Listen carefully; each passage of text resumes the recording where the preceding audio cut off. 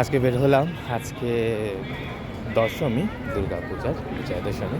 কিন্তু চণ্ডীগড়ে একটা অন্যরকম একটা জিনিস হয়, সেটা হচ্ছে গিয়ে এখানে রাবণকে বধ করা হয়। সেটা হচ্ছে রাবণ জ্বালানো হয়, সেটা দেখাবো আজকে আপনাদেরকে এবং সেটা দেখার জন্য আসছি।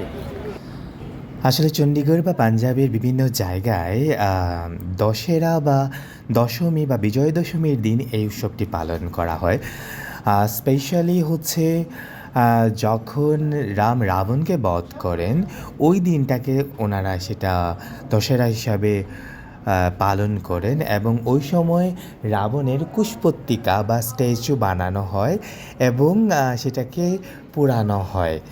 আর সেই জিনিসটাকে একটা উৎসবের মতো করে এখানে পালন করা হয়। আমার ফ্রেমে এখন যাদেরকে দেখছেন ওনারা হচ্ছেন অভিনেতা, অভিনয়শিল্পী, কলাকৌশলী। এখানে এই কুশপুত্তিকা পোড়ানোর আগে রাম এবং রাবণের উপর একটা মঞ্চনাটক হয়, সেখানে ওনারা অভিনয় করেন। করেন এবং এই নাটকের পরেই হচ্ছে রাবণের কুশপুত্তিকা পোড়ানো হয়।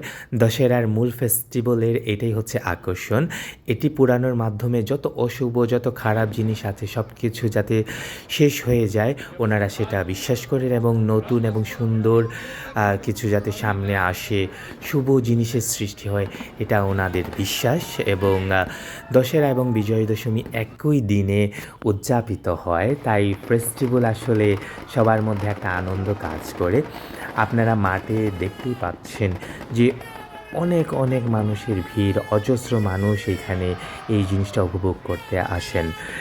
আমিও বেশ কয়েকবার দেখেছি কিন্তু আপনাদেরকে দেখানো হয় নাই। তাই আজ প্রথমবারের মতো একটা ছোট্ট ব্লগ তৈরি করে আপনাদের দেখানোর চেষ্টা করলাম এখানে কীভাবে দশেরা বা রাবণের কুশপুত্তিকা পোড়ানো হয় এবং বিজয় দশমীও একই দিনে উদযাপন হয় এইখানে। আর চণ্ডীগড়ে আমি এর আগে অনেকবার দেখেছি কিন্তু আপনাদেরকে দেখানো হয়নি। আশা করি নতুন কোনো একটা জিনিস আপনাদের সামনে তুলে ধরতে পেরেছি। Thank you so much. আর দেখতেই পাচ্ছেন যে হাজার হাজার মানুষের ভিড় এইখানে, আর আমিও উপভোগ করেছি। আপনাদের ভালো লাগে থাকলে আমাকে জানাবেন। And thank you so much for watching my video.